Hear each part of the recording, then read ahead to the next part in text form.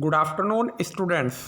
आज हम BSc part first year भौतिक रसायन के चैप्टर नाभिकीय रसायन न्यूक्लियर केमिस्ट्री स्टार्ट करेंगे।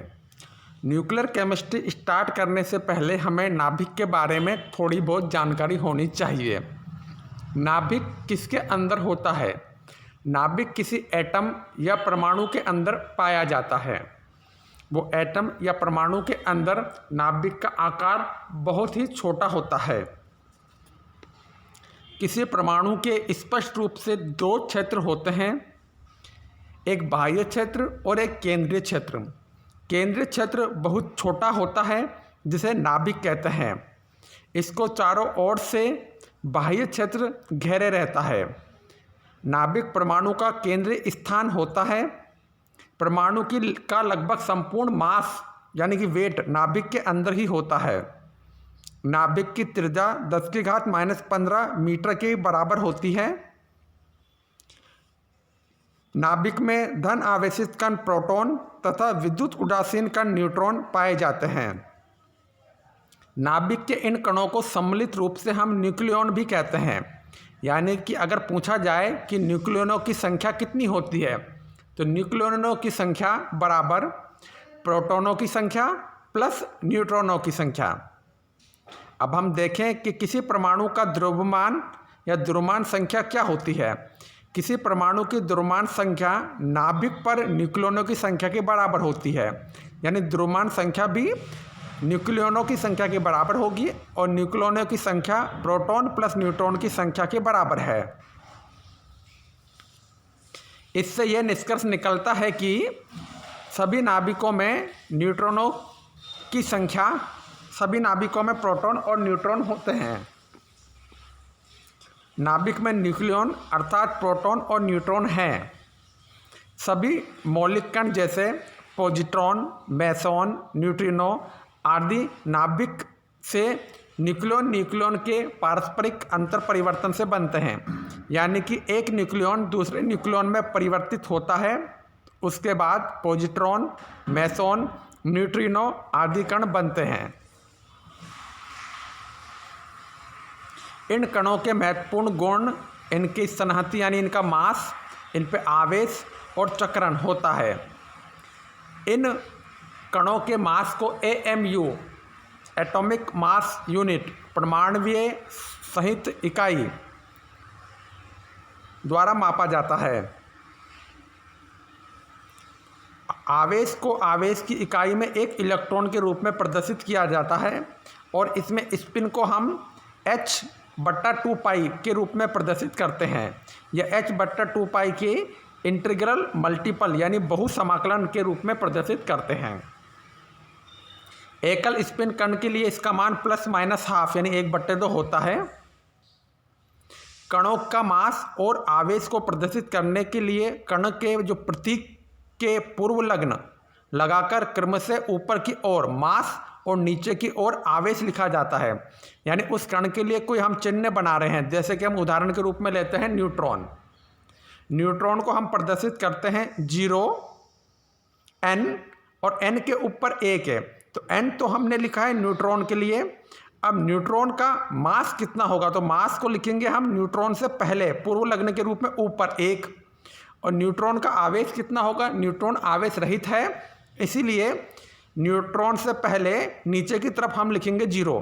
तो n के पूर्व लग्न में लिखने हैं, बाद में नहीं, पूर्व लग्न में। तो n से पहले लिखा है हमने नीचे 0, तो 0 प्रदर्शित करेगा। जो नीचे प्रदर्शित लिखते हैं वो प्रदर्शित करता है आवेश को, और जो ऊपर की तरफ हम लिखते हैं तो ऊपर की तरफ हमने लिखा 1, वो प्रदर्शित करता है मास को।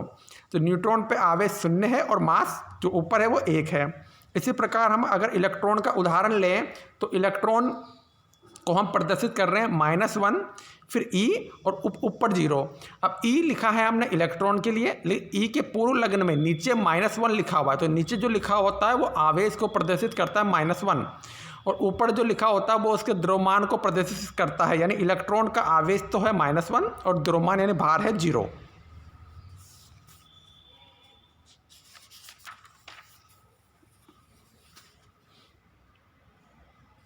इसी प्रकार हम आगे देखते हैं कि नाभिक के अंदर जो मूल कणों हैं उनका वर्गीकरण किस प्रकार किया जाता है। नाभिक के अंदर जो मूल कण हैं उनको स्थायी और अस्थायी दो भागों में विभाजित किया जाता है। स्थायी कण वह होते हैं जिनका क्षय यानी डीके नहीं होता, जो नष्ट नहीं होते हैं, और अस्थायी कण वो होते हैं जिनका क्षय हो जाता है यानी वो स्वतः नष्ट हो जाते हैं। स्थायी कण के रूप में हम देखते हैं जो मूल कण है प्रोटॉन और न्यूट्रॉन, और अस्थायी कण तो बहुत सारे हैं ही। तो सबसे पहले हम देखते हैं स्थायी मूल कण कौन कौन से हैं। अगर हम स्थायी मूल कणों की बात करें तो स्थायी मूल कण परमाणु के स्थायी मूल कणों में electron, proton, positron, anti proton, anti neutron, neutrino, anti neutrino, photon और ग्रेविटॉन आदि होते हैं। इसके बाद हम अध्ययन करेंगे कि कौन कौन से ऐसे कण हैं जो स्थायी नहीं होते हैं। सबसे पहले हम बात करते हैं स्थायी में न्यूट्रॉन की, इलेक्ट्रॉन की। इलेक्ट्रॉन का प्रतीक होता है E-, इसको बीटा माइनस से भी प्रदर्शित कर सकते हैं। इसका आवेश होता है ऋण आवेश। सनहती मास इसका दिया हुआ है 0.005486। इलेक्ट्रॉन के संबंध में सन्निहित यानी इलेक्ट्रॉन के साथ अगर तुलना करें तो इलेक्ट्रॉन के जो मास है 0.005486, इसको हमने 1 मान लिया है। अब इलेक्ट्रॉन के वेट को हमने 1 माना है, बाकी का भार हम इस 1 के रेस्पेक्ट में ही देंगे। जैसे अगर हम बात करें प्रोटॉन की तो इसका प्रतीक है P, इसको 1H1 से भी प्रदर्शित करते हैं। प्रोटॉन पे आवेश होता है धनावेश। अब ये देखिए कि इलेक्ट्रॉन के संबंध में सन्निहित यानी मास कितना है। इलेक्ट्रॉन का मास होता है 9.1 × 10⁻⁻28 ग्राम। अब -28 ग्राम को अगर हम किलोग्राम में लें तो 10⁻⁻28 ग्राम होता है। तो अगर ग्राम को हम किलोग्राम में बदलें तो 10⁻31 किलोग्राम। तो अगर मैं इलेक्ट्रॉन के लिए किलोग्राम में लिखूंगा तो इलेक्ट्रॉन का मास होगा 9.1 यानी 9.1 × 10⁻31 किलोग्राम। ग्राम में लिखूंगा तो 10⁻28 और किलोग्राम में लिखूंगा तो 10⁻31। अब हमने इलेक्ट्रॉन की जो 0.000486 था उसको 1 मान लिया।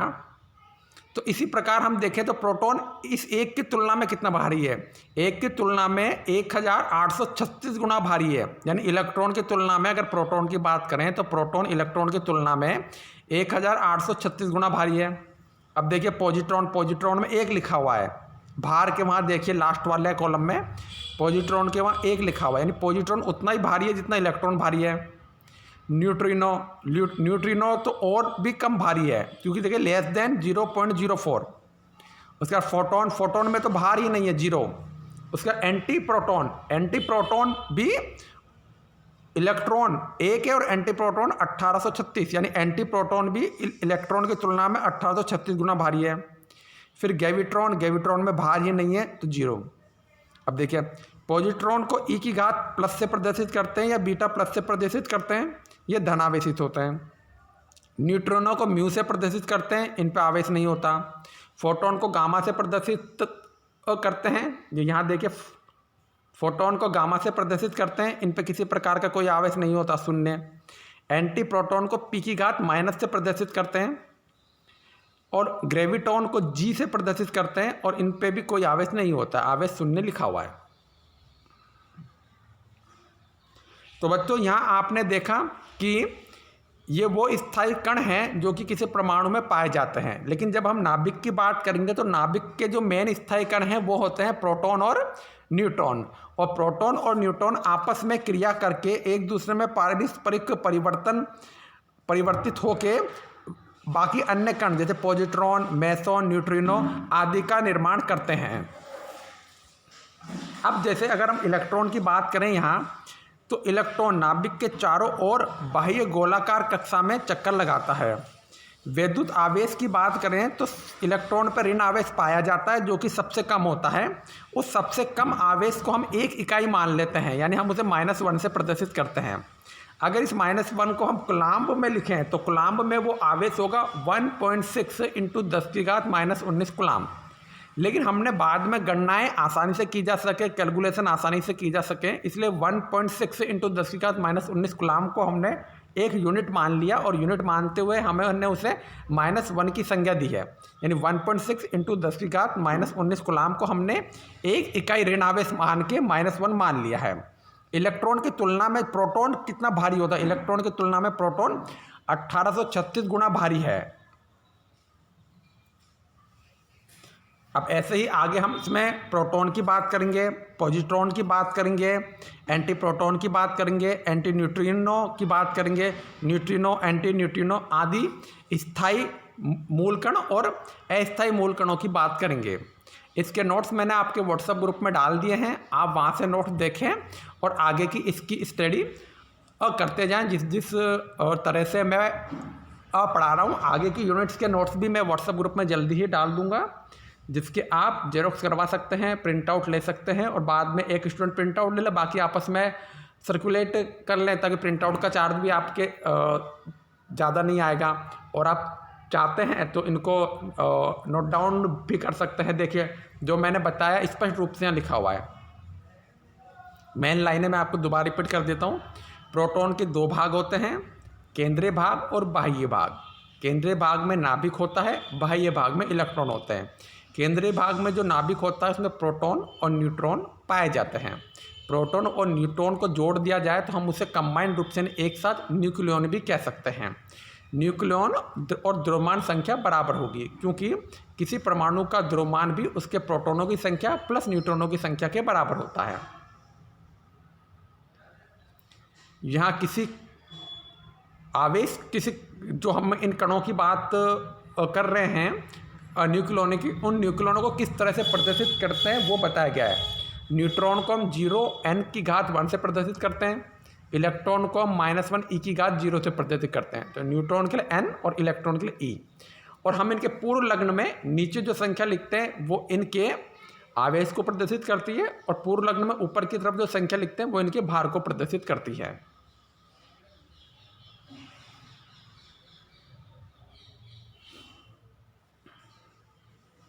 यहाँ हमने परमाणु के अंदर जो मूलकण पाए गए हैं उनको 2 भागों में बांटा है, स्थायी कण और अस्थायी कण।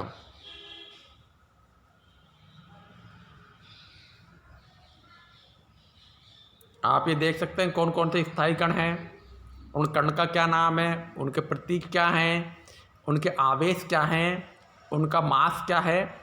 और इलेक्ट्रॉन का जो मास होता है 9.1 इंटू 10⁻31 किलोग्राम। ग्राम में लिखोगे तो -28 और किलोग्राम में लिखोगे तो -31 किलोग्राम को एक यूनिट मानते हुए ये भार बताया हुआ है। जैसे इलेक्ट्रॉन का भार अगर 1 है तो प्रोटॉन का भार होगा 1836 गुना।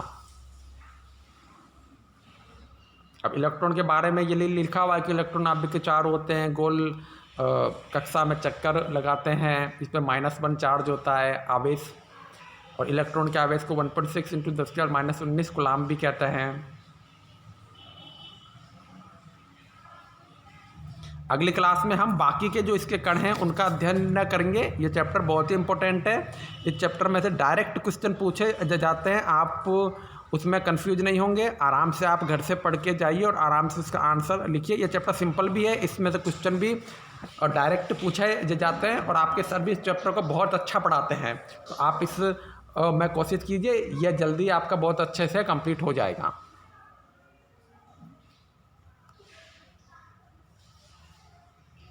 ऐसी अगर हम प्रोटॉनों की बात करें तो प्रोटॉन नाभिक में होते हैं, इन पे विद्युत आवेश का मान +1 होता है।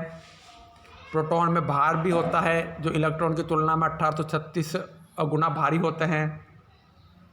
इलेक्ट्रॉन को हम e⁻ से भी प्रदर्शित कर सकते हैं और -1 e⁻0 से भी प्रदर्शित कर सकते हैं। और कई बार इलेक्ट्रॉनों को ये बीटा, ये सबसे नीचे वाली लाइन में जो लिखा हुआ है, बीटा कण के द्वारा भी प्रदर्शित किया जाता है।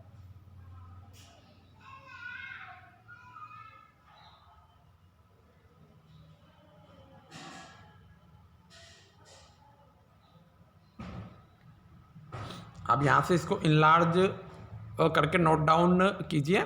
आपको जो इनऑर्गेनिक केमिस्ट्री में परमाणु संरचना मैडम पढ़ा रहे हैं, तो वहाँ से आप परमाणु संरचना वाले टॉपिक से मैडम ने बेसिक परमाणु की स्ट्रक्चर क्या होती है, इलेक्ट्रॉन कहाँ घूमते हैं, नाभिक क्या होता है, इस सब के बारे में बताया है। तो आप उसको थोड़ा देखें, है ना, उसको आप वहाँ से देख लेंगे। तो ये नाभिक वाले चैप्टर की जो बेसिक जानकारी है ये आपको इनऑर्गेनिक केमिस्ट्री के फर्स्ट चैप्टर जो परमाणु संरचना एटॉमिक स्ट्रक्चर है वहाँ से मिल जाएगी, क्योंकि मूलभूत जानकारी वहाँ परमाणु के बारे में दी है और यहाँ जो न्यूक्लियर केमिस्ट्री के बारे में दी है वो सेम ही है। तो वहाँ से आप बेसिक जानकारी ले लें ताकि यहाँ आपको बहुत इजीली ये समझ में आ जाएगा। हम जल्दी ही नेक्स्ट क्लास में मिलते हैं बच्चों, तब तक के लिए टेक केयर, अब बाय।